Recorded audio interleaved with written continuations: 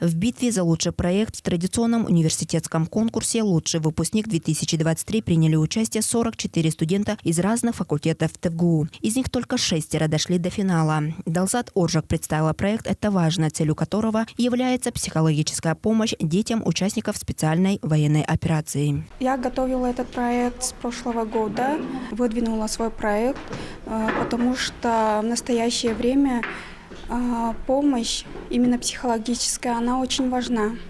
Планируем сначала работать с детьми, участников специальной военной операции, потом с их родственниками.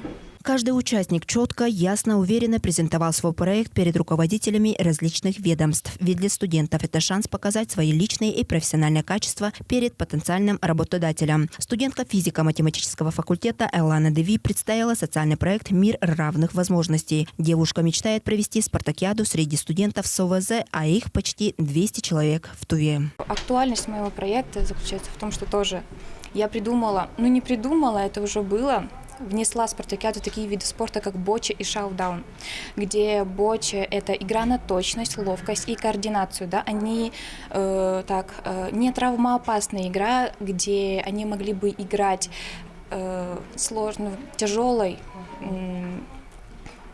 формой центральной нервной системы и с проблемами с позвоночником. Вот.